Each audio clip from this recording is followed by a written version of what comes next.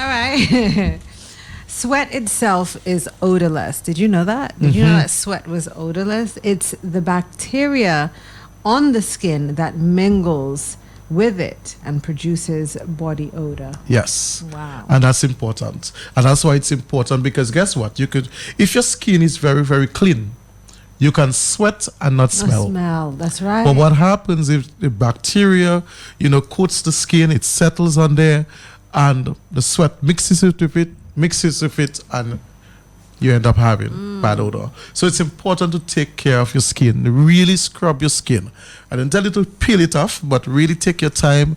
It's your private moment. You are showering.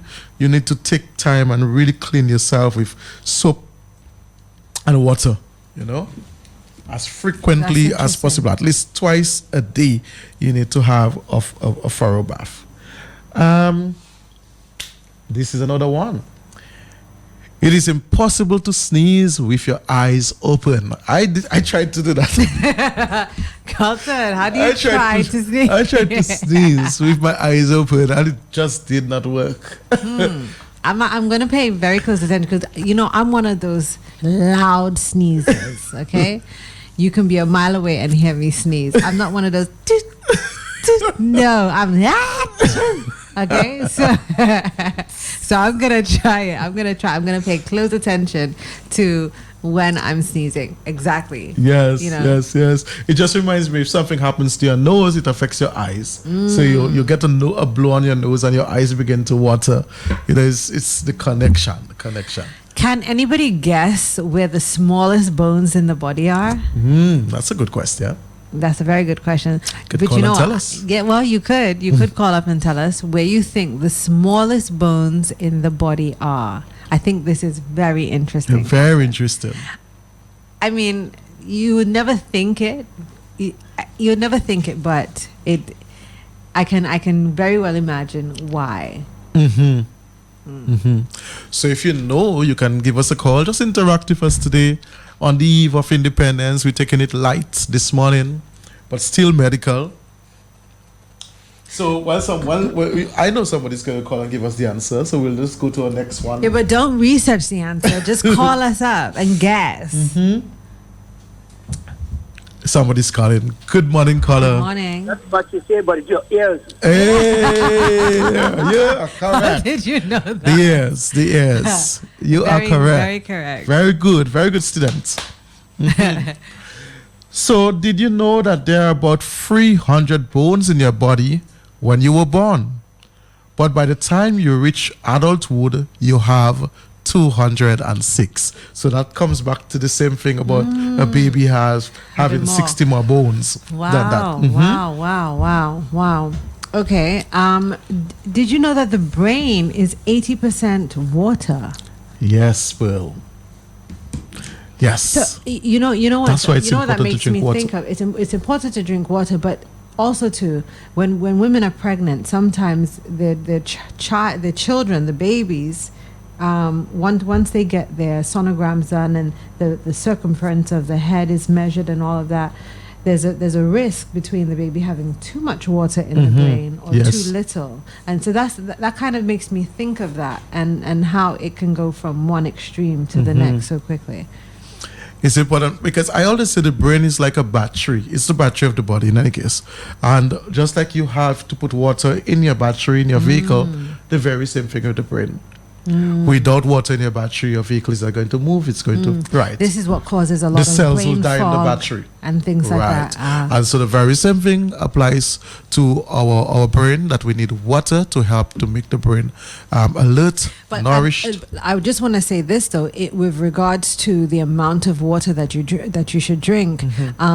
A lot of, if you do research, a lot of articles will say drink 8 to 10 glasses of water today, but it also depends on your body weight and height. That's true. You may have to drink a lot more water. That's true. Than and 8 to your 10. condition, because if you have kidney failure, chronic kidney failure, you cannot drink so a much lot of water. Right. So you want to remember that. Very interesting. All right, so we are on the next one. Did you know that the width of your arm span stretched out is the length of your entire body?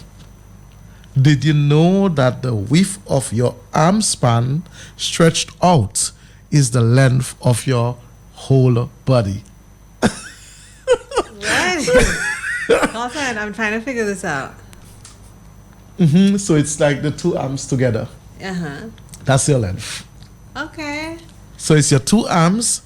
If you put them together, that's your body's length. Interesting. Slim, stretch your arms out. It's like the circumference of your neck is the circumference of your waist. That's why you'd always find long-term people you Used to go to a take their tailor, jeans right, and they put or their right. pants and put it around their neck. It's just some amazing things about the body, the human body, the anatomy. Yeah.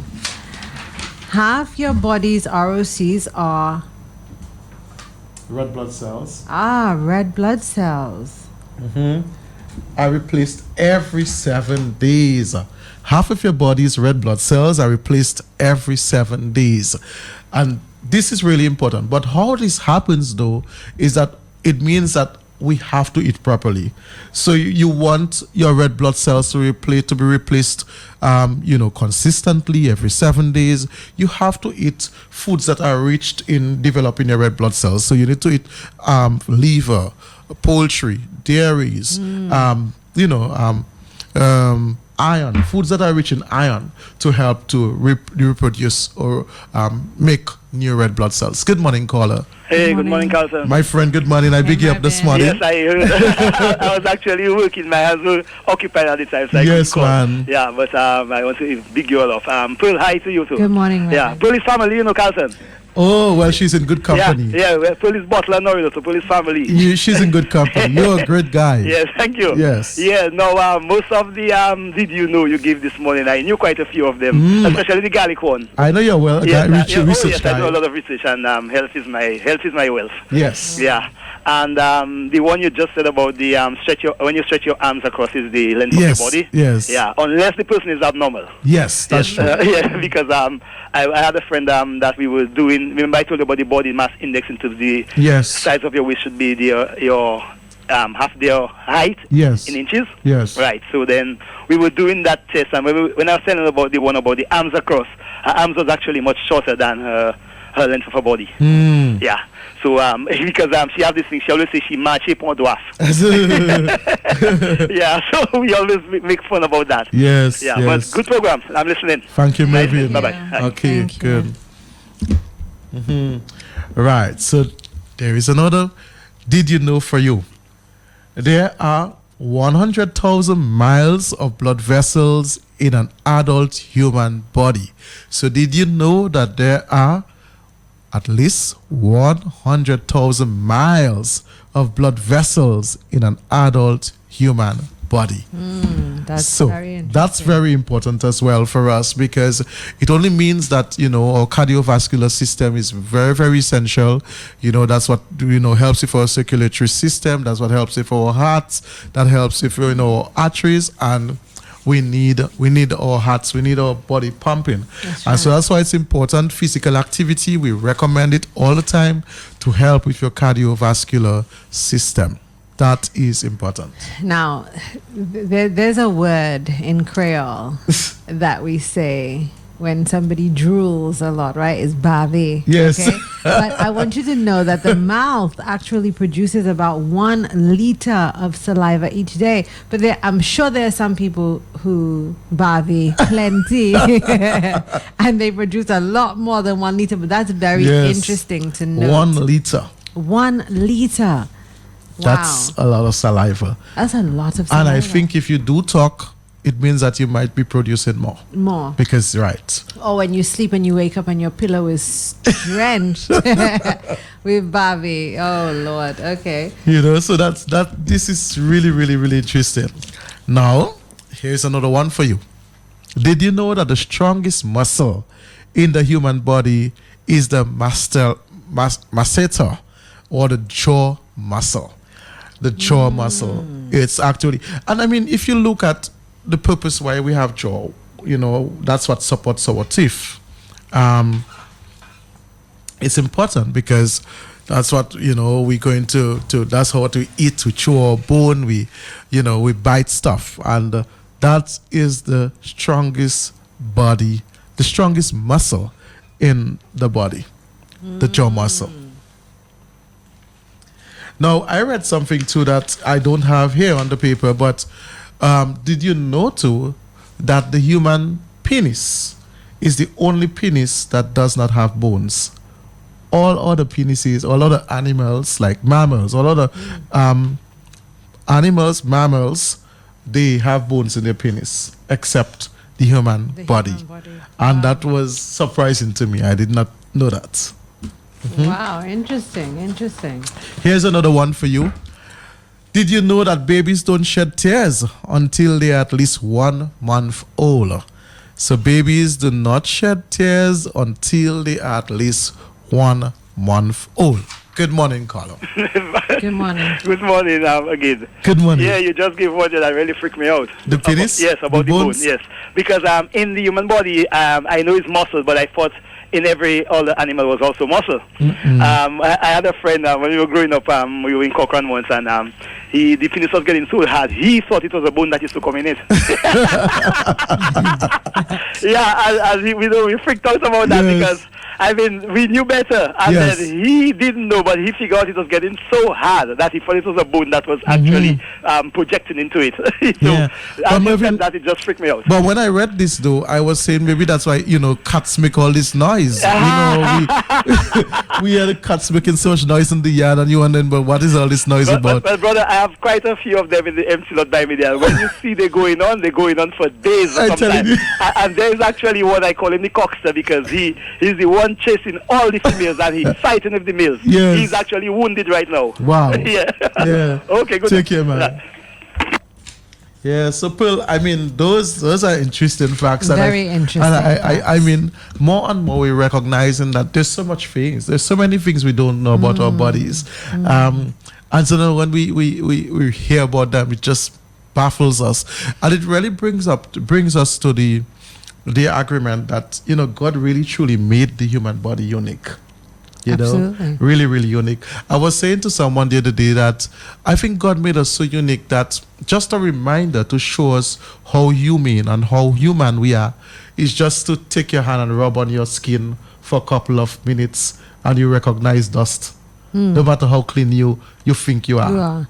But also too how we're so unique that if we get a cut, we can watch for a couple of days how our body heals. Yes. I mean, that alone is true to who we are, who we truly are. Yes. I read something this week too that said, the ground that you walk on will be your roof one day. Someday will be your roof. And, I think when you read those affirmations, it clearly gives you a sense of calmness and a sense of reassurance that really and truly you are no different from another. And sometimes, yes, it's true that opportunities can pave the way for you, and you may sound more eloquent. You may have a bigger job. You may dress in a fancier suit. But at the end of the day, we all have red blood. And that the pain that you will feel if somebody takes a machete and cuts you on your arm is the very same pain that the vagrant or somebody lesser, you think that is lesser than you would experience. Of course. Good morning, caller. Let's take this call. Good morning. Yeah, that's me again, Carlton. Yes. To ask a question. Yes. In terms of we're talking about cleanliness and wounds and stuff. When you have a wound, is it advisable to? Because some people say you don't wet wounds, you don't go into water with wounds. I think differently because I'm a person, I love large bodies of water. I love to go to the sea, I go to the river, almost you can say 2 to 3 times in a week. Yeah. And on Saturday and Sundays I must go. But when I do get injured in a cut or anything, whilst I would maybe, as I get the cut, I would maybe use peroxide to clean it and dress it up. By the next, let's say in the next 12 hours, I would actually take off the dressing and go to the sea and the river, and I find it heals much faster than if I would cover it up. Yeah, I don't know if it's different people, but for me, I heal very quickly because I'm always in water. Okay, that's a good point. Well, saline has all this. But healing very quickly also has to do with eating healthy. Right. Yeah, maybe that's what you do. So maybe here goes, I have a double whammy going for me there. Yeah, Okay, yeah. Okay, nice listening. Your immune system. But even so, though, saline, which is salt, sodium in the sea, will also help with healing. Yeah, but what he said was that a lot of people will say if you get a cut or if you get bruised or whatever it is, that you shouldn't go into water. And I have heard that a number of times. I think it depends on the wound because or where the wound is. Right, where it is. You could have two microorganisms present. You could have a staphylococci or streptococci.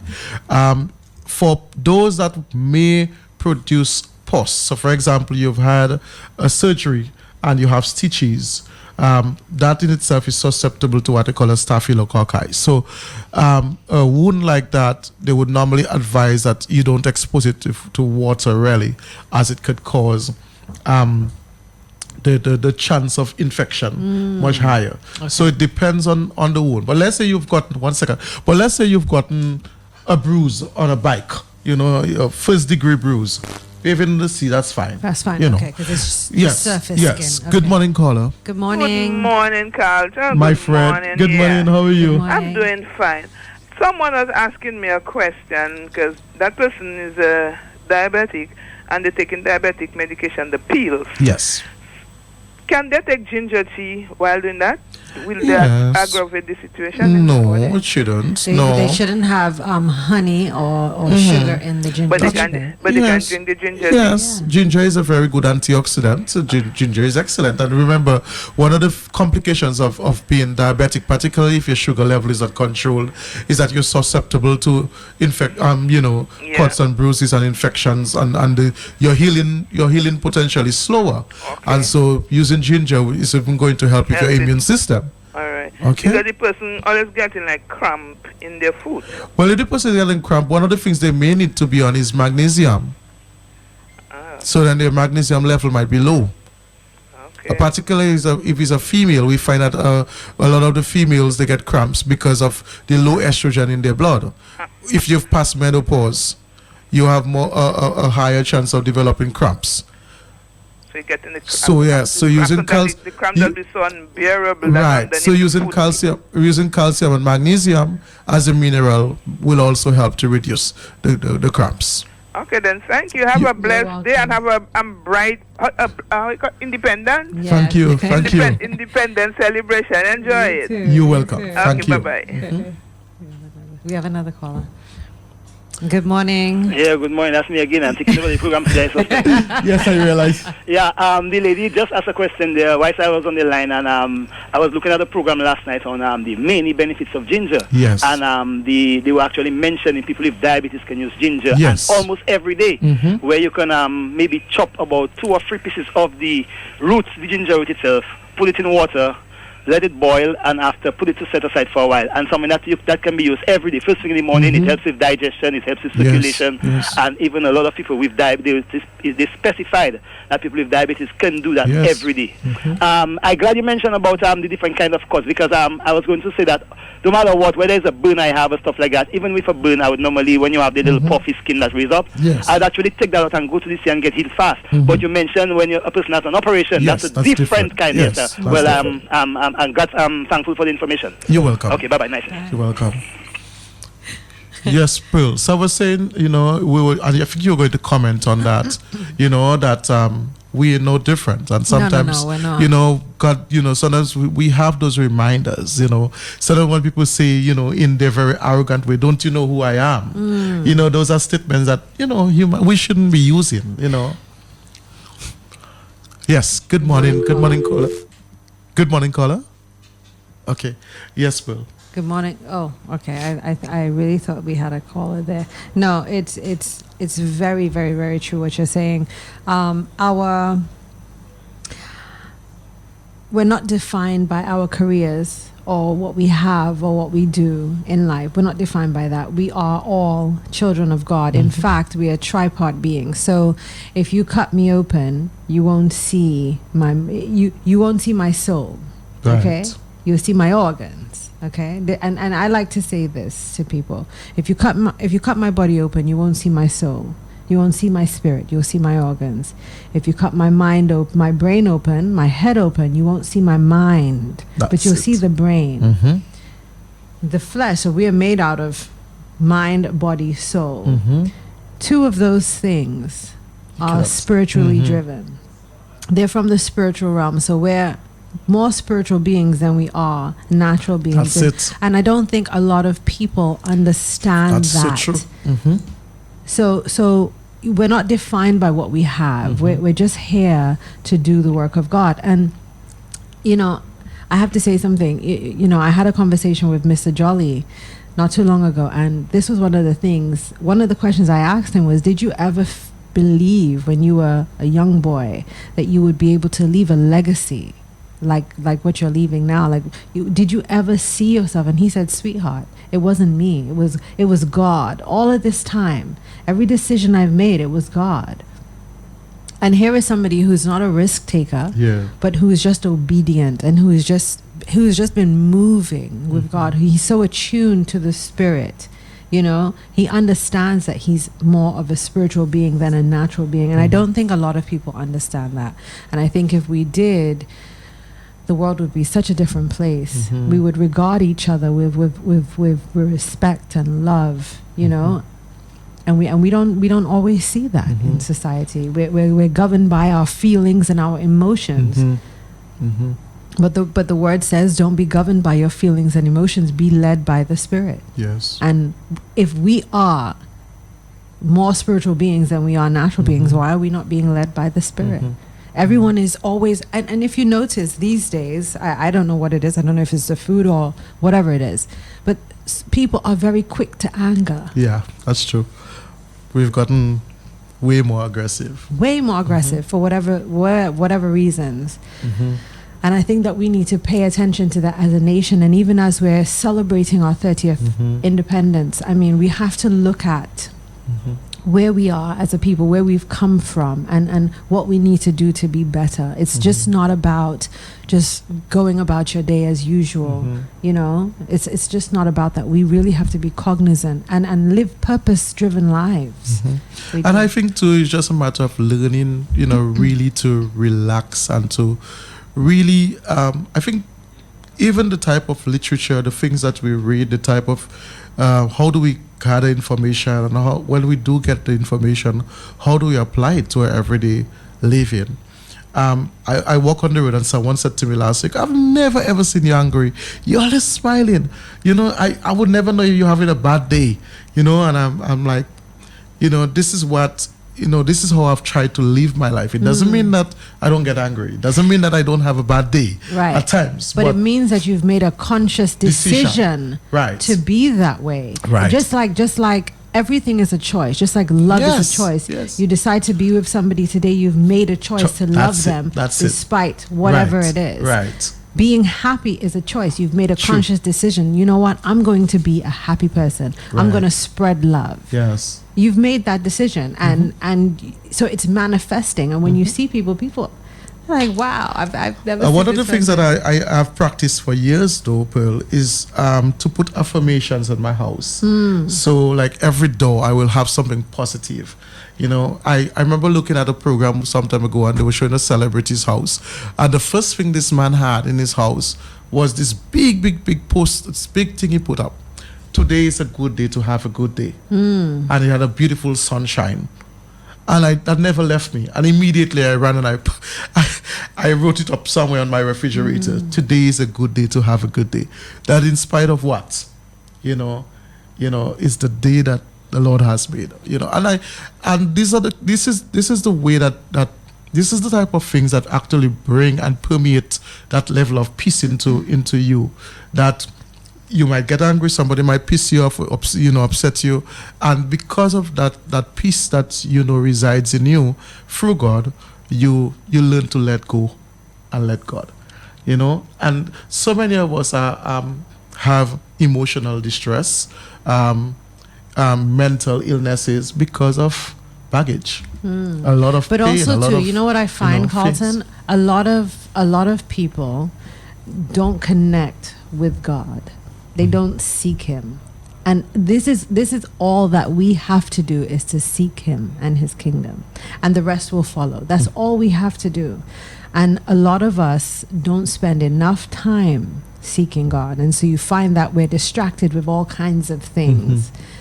But if we just did what he said, we'd all be fine, You know, so we're just about wrapping up. I think today was a great show. I think it was an empowering show. Sometimes it's just good to have conversations, as it relates to everyday living, everyday, because what we're talking about is wellness in any case. That's right. That it's a way of you being a better version of yourself, and That's you right. and I becoming better people. Not just from a physiological or a materialistic standpoint, but also from a spiritual and emotional standpoint. And so we really want to say to you, whilst we celebrate our 28th independence celebration, let us be conscious of ourselves as people. Let us take this conscious decision to be better. Let us add luster, something tangible, something, legacy back into our society. Do something in your community. Find something passionate that can give back to your community without looking for anything. So you might be an excellent reader. Encourage, maybe have a little class with children who cannot read, teach them to read, or maybe go and have a little adult education program. So these are things that we're saying that would be, when you do that, you're basically developing your community, you're developing your nation. Every one of us have our role to play, and every one of us have, something within us that's unique, that can change the world. And so as we focus on our independence, let us focus more so on developing our society. As I go, let me say to you, happy independence. Again, I'm your host, Carlton. And I'm Pearl Fontaine Butler. Take care until next week. Bye-bye. You're listening to Health Vibes. You were listening to Health Vibes, a production of Jolly's Pharmacy Limited.